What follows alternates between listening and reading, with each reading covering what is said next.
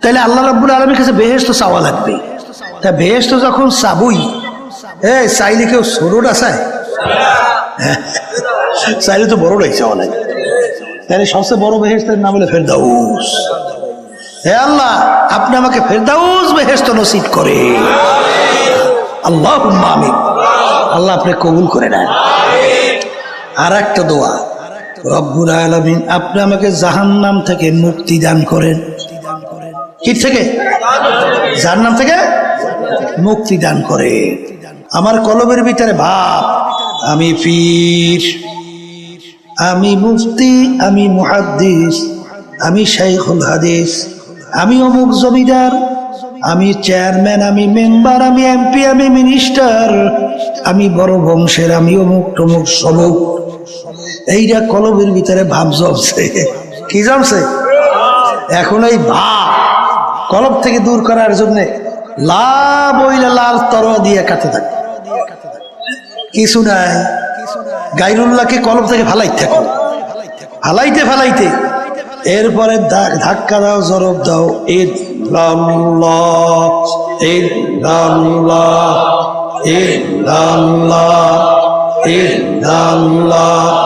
আমার কলবের ভিতরে আল্লাহই আছে। কথা ঠিক না? ঠিক।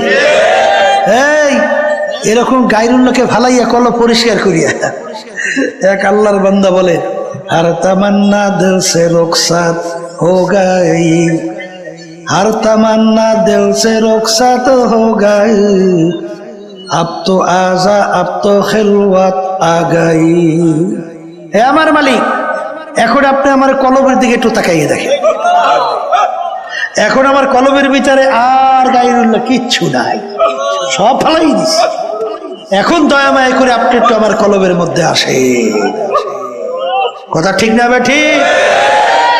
এই জন্য আমার বাজানদেরকে বলবো, এই কালিমার জিকির বেশি বেশি করা লাগবে কি লাগবে না? জোরে খান লাগবে কি লাগবে না? বর্তমানে কিন্তু একদল বাইরে আল্লাহর জিকির তো করেই না, বরং আল্লাহর জিকিরের বিরোধিতা করে। আছে না? আমরা জিকির করি সুবহানাল্লাহ, অর্থ কি? আল্লাহ পবিত্র। আল্লাহ কি? এই ওই শ্রেণীর লোক নাম দেয় ইসলাম, ওরা কয় আল্লাহ পবিত্র। এটা বললে বললে আমাদের বারবার সার্টিফিকেট দেওয়া লাগবে। জোরে কর নাউজুবিল্লাহ। উদাহরণ দিয়া বলে, যেরকম কেউ যদি বসে বসে বলে আব্বা আব্বা আব্বা আব্বা, বাপ কি কইবে? ছেলেটা পাগল হইছে। কি কইবে? ওরে তাড়াতাড়ি মেন্টাল হসপিটাল পাবনা নিয়ে যা।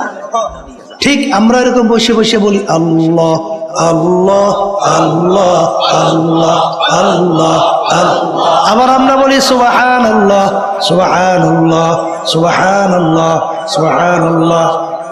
ওরা উদাহরণ দেয়, আল্লাহ বলে বলতেছে যে এটা পাগল হইছে, ওইটারে মেন্টাল হসপিটাল নিয়ে ভর্তি কর। জোরে বলেন নাউজুবিল্লাহ। এইটা যদি কেউ যাই না শুই না বুঝা কয়, কাফের। আসতে কয়। কারণ কি? বেশি জিকির করার জন্য কে বলছেন? আল্লাহ এবং আল্লাহর রাসূল। আল্লাহ এবং আল্লাহর রাসূল।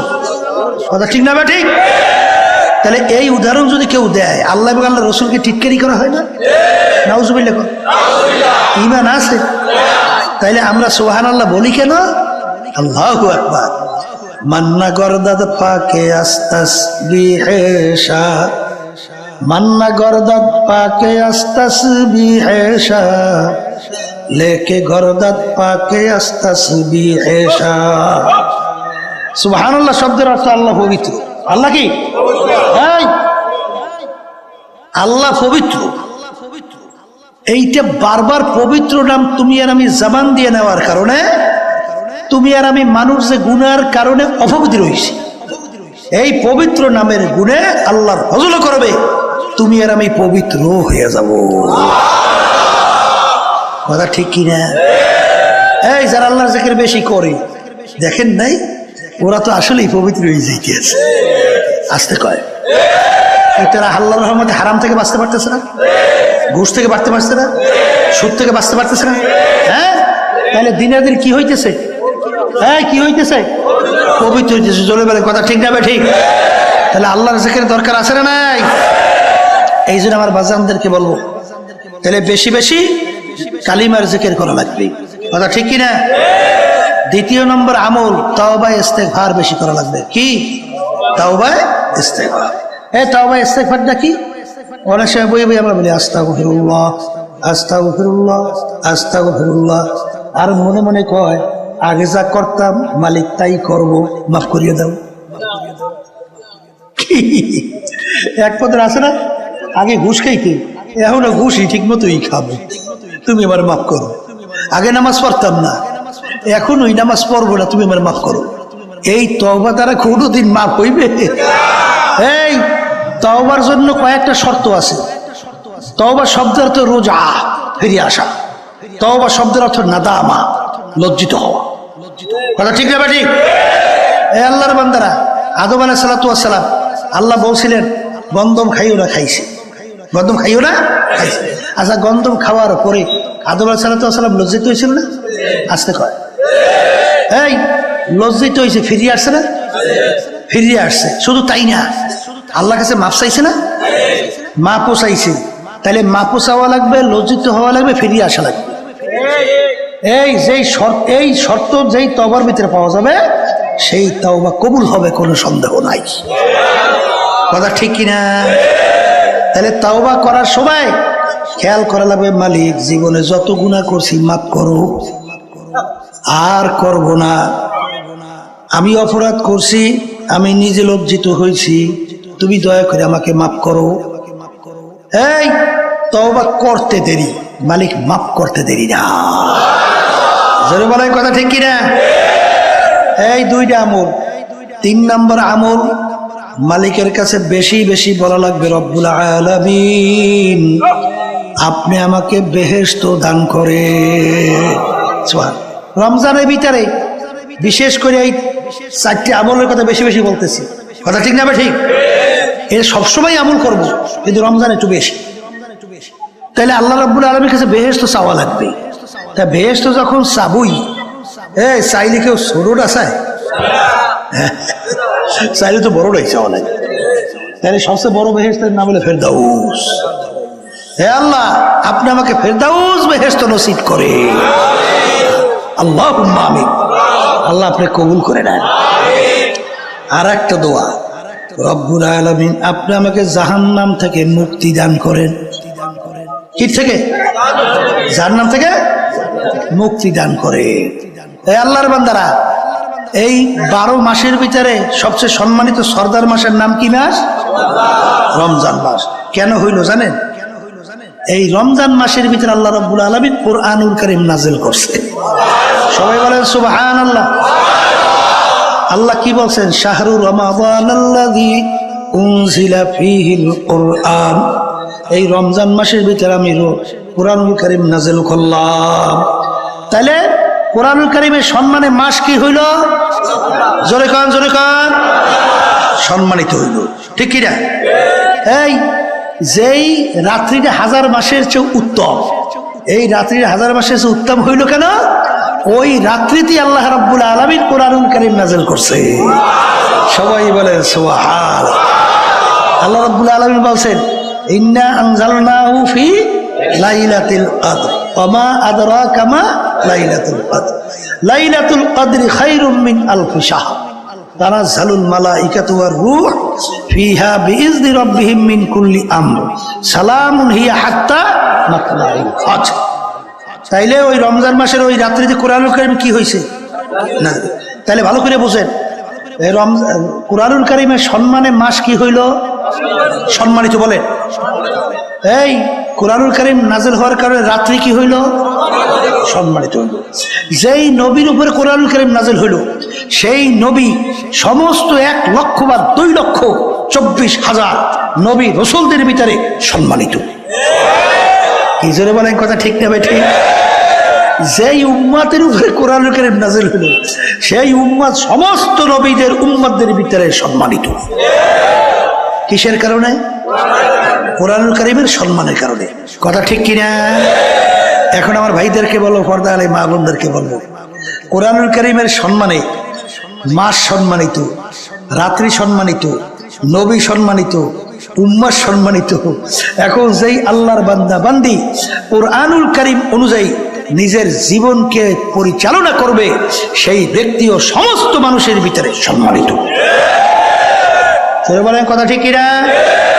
বাস্তবতা আছে না নাই? আয়েশা সিদ্দিকা রাদিয়াল্লাহু তাআলা আনহা, তাকে একজনে প্রশ্ন করলেন যে আল্লাহ রসুলের চরিত্র ছিল কি, একটু বলেন আল্লাহ রসুলের চরিত্র কি ছিল? তখন তিনি ধমকের সুরে বলে, তুমি কি কোরআনুল কারীম পড়ো নাই? কলে পড়ছি তো।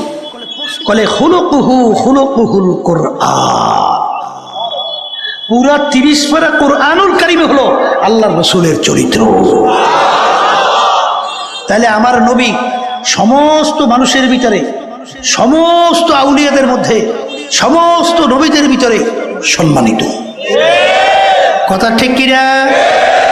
এখন আমার বাজানদেরকে বলবো, দুনিয়াতে সম্মানিত হইতে চান?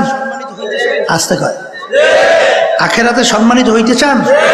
তাহলে দুনিয়া এবং আখেরাতে যদি সম্মানিত হইতে চান, তাহলে কোরআনুল কারীম অনুযায়ী নিজের জীবনকে পরিচালনা করেন, তাইলে আল্লাহ সম্মান দান করবে। বাস্তবতা আছে না নাই? এই সৌমনে আল্লাহর কত ফজল করি রহমতুল্লাহ ইয়া নাই, কি আল্লাহ তাকে সম্মান দিছিল? আসতে কয় দিছিল? কেমন সম্মান জানেন? আল্লাহ বলছেন, আমার অলিদের সম্মানে, এর বিরহে বেদনায় আসমান পর্যন্ত কান্দে। হাদিসের ভিতরে আসে, আল্লাহর কুতুব দুনিয়া থেকে বিদায় হওয়ার পরে আসমান কাঁদছিল। দেখছেন কেটে কেটে দেখছেন? আল্লাহু আকবার। এই আকাশ একেবারে জগজগে পরিষ্কার, হঠাৎ আকাশটা একটু হালকা মেঘাচ্ছন্ন হইয়া পিরি পিরি পিরি পিরি একটু আকাশ আসমান কাইয়া, আবার মেঘ কাইটা যেই সূর্য, সেই সূর্য যেই পরিষ্কার, সেই পরিষ্কার। কি বুঝলেন কি? হ্যাঁ, আল্লাহর বান্দা দাদাদের রহমাতুল্লাহর কথা শুনছিলাম, বয়ান করতে করতে একসময় বলছিল যে মানুষ তোমরা তো আমার কথা শোনো না, গরু কি যদি বলি গরু আমাদের কথা শুনবে। এই কথা বললে দূরে একটা গরু, দাদাজান বলে এরকম হাত উঠেই বলে গরুর দিকে আয়,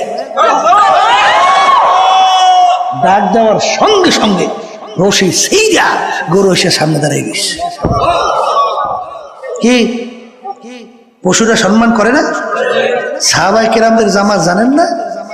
এই এক এলাকায় যখন দিনের দাওয়াত দিতে গেল, এলাকার লোক এত খারাপ, দাওয়াত তো গ্রহণ করলোই না, বরঞ্চ সাহাবায়ে কেরামদের একটু বসার জায়গাও দেয় না।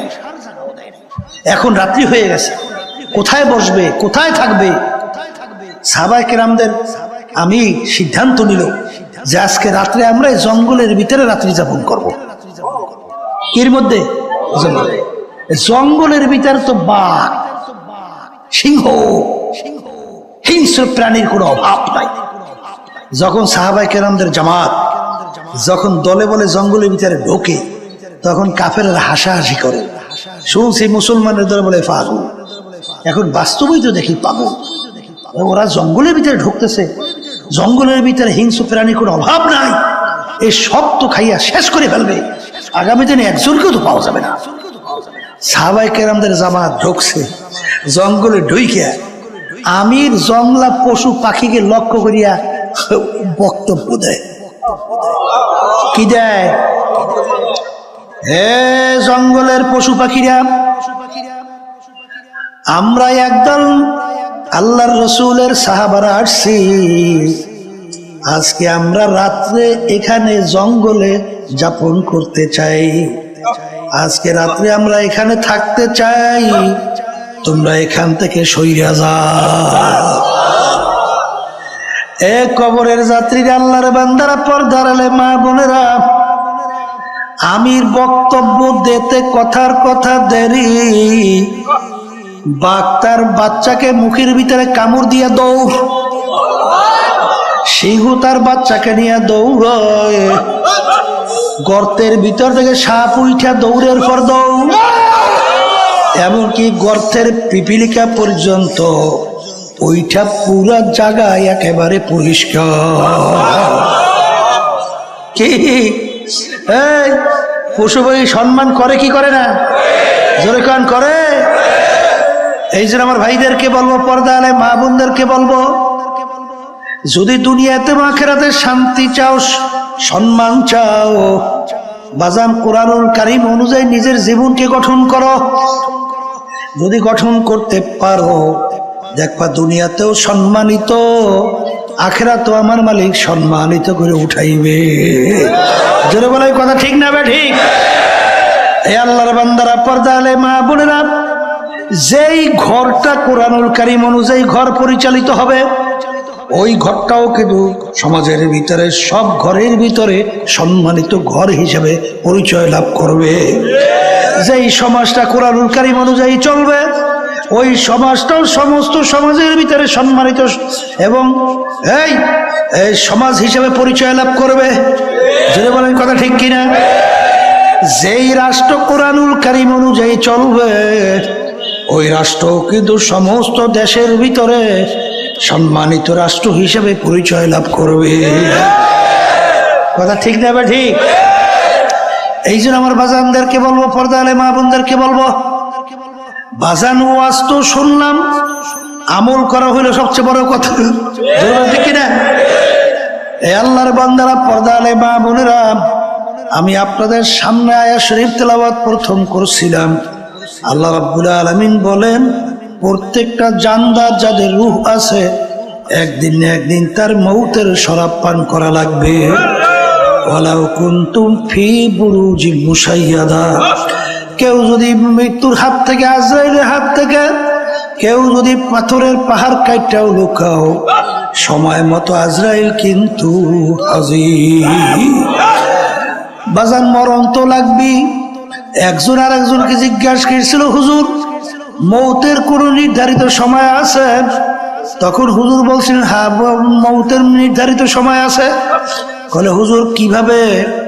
বলে তুমি যেদিন জন্মগ্রহণ করছো সেদিন নির্ধারণ হয়ে গেল তুমি একদিন মরবা।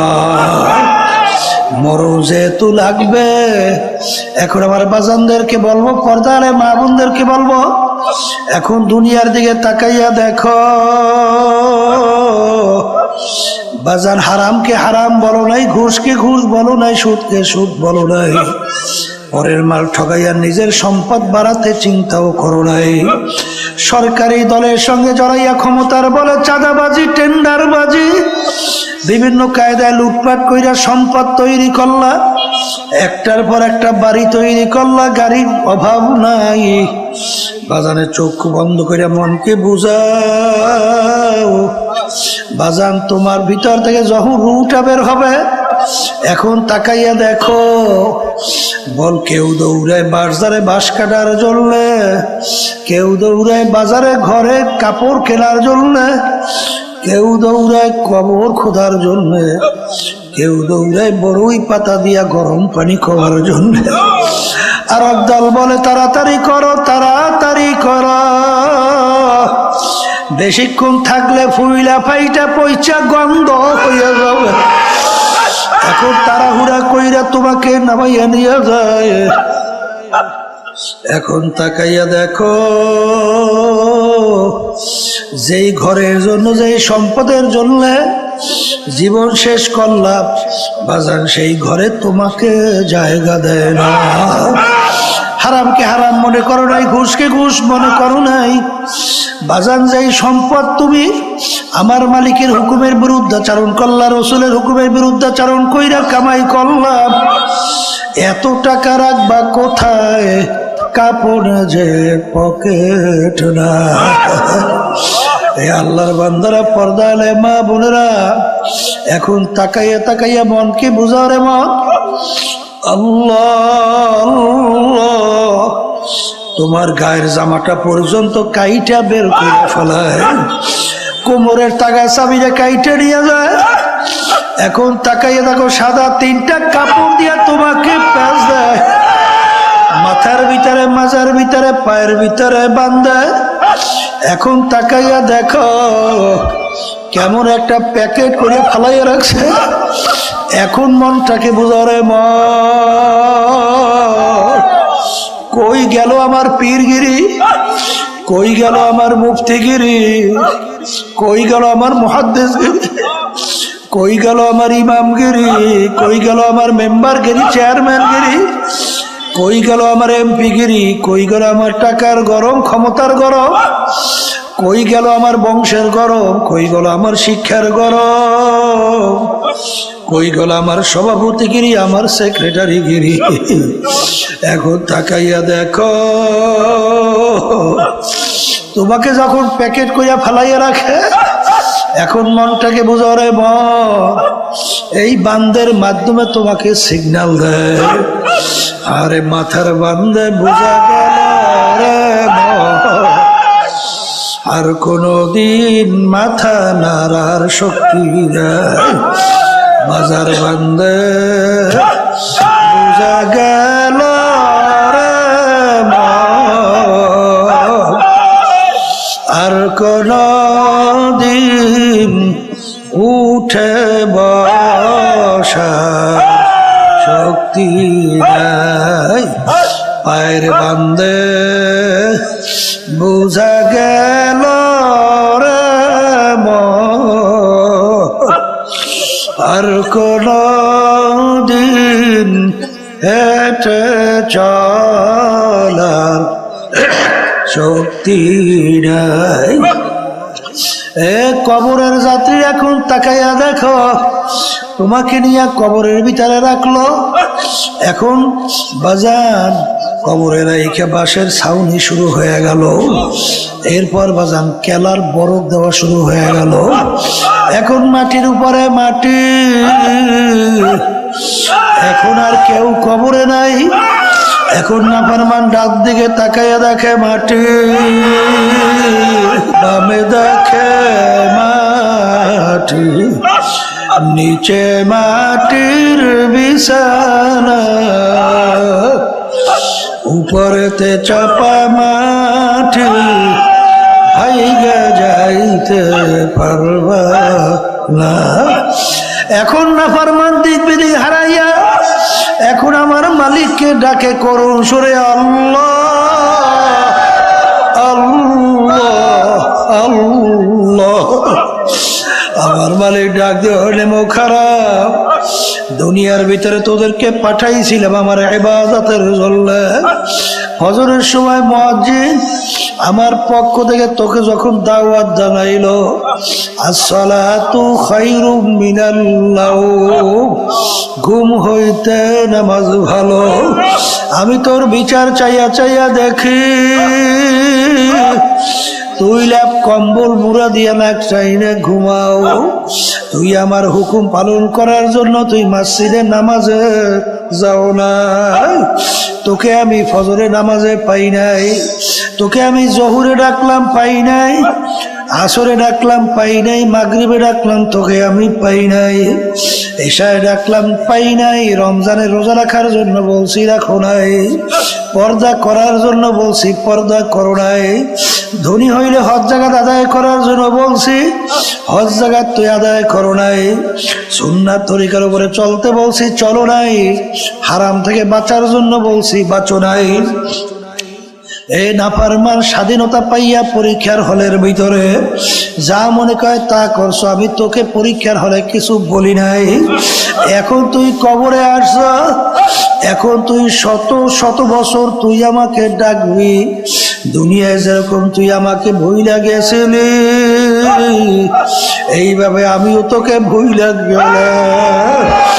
তুই আমাকে শত শত বছর ডাকবি, একবারও আর তোর ডাকে আমি সাড়া দিব না। আমার মালিক ডাক দিয়ে বলো, কবরের মাটি,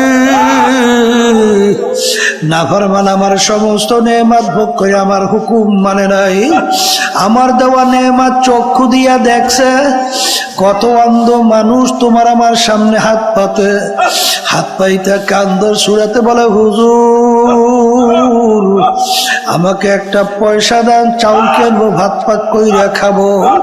বাজার যার চক্ষু নাই তার দুনিয়াটাই বৃথা। তোমাকে আমাকে আমার মালিক নেয়ামত চক্ষু দান করলো, আমার মালিকের নেয়ামত চক্ষু দিয়া তুমি আর আমি দেখলাম। কত বোবা মানুষ কথা বলতে পারে না। বাজান আল্লাহু আকবার, আল্লাহু আকবার। কত বোবা মানুষ তোমার আমার সামনে আউ আউ করিয়া চিল্লায়। বাজান কালকেও এক বোবা স্টেজের ভিতরে বাম পাশে বসা আউ আউ করিয়া চিল্লায়। বাজার আমার মালিক তোমাকে আমাকে কথা বলার শক্তি দান করলো। তুমি আর আমি কথা বলি, আর ওর বুকের ভিতরে কত ব্যথা, ওর মনের ভাব প্রকাশ করতে পারে না। তোমাকে আমাকে আমার মালিক নেয়ামত কথা বলার শক্তি দান করলেন। বাজান কত মানুষ, কত বড় লোক অনেক সময় আমাদের কাছে সন্তানদেরকে নিয়ে আসে।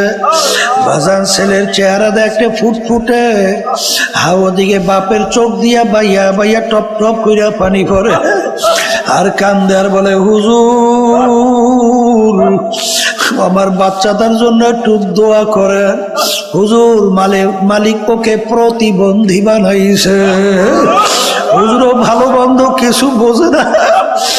আমার মাওলা তোমাকে আমাকে এত সুন্দর ব্রেন দান করলো, এই ব্রেন দিয়ে তুমি আমি পড়াশোনা করলাম, আজকে বড় বড় সাহেব হইলাম।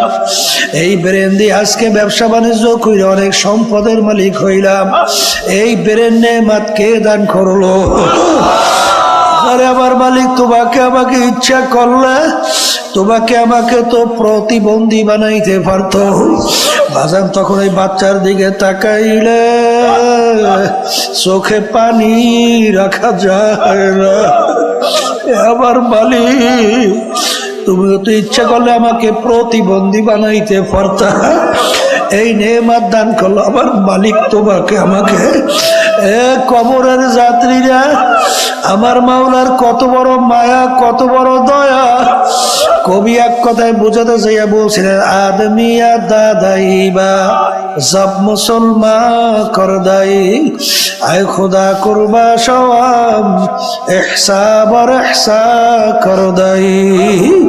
বাজার আমার মালিকের তোমার আমার উপরে কত মায়া, কত দয়া।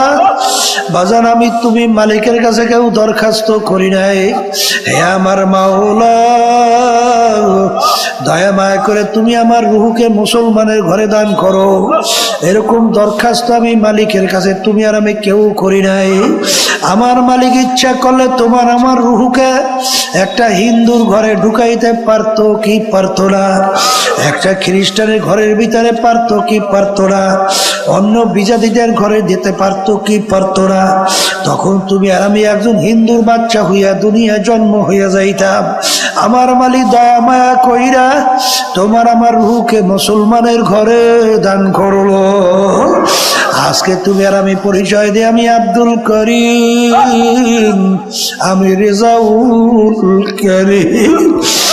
আরে আজকে মুসলমানের ঘরে জন্মগ্রহণ কইরা কিয়ামতের ময়দানে খোদা না খাস্তা যদি জাহান্নামের শিকল হাতে পায় লাগে,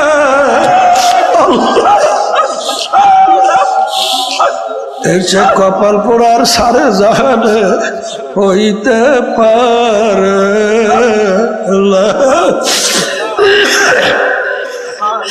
আমার মাওলা ডাক দেব নেমো খারাপ।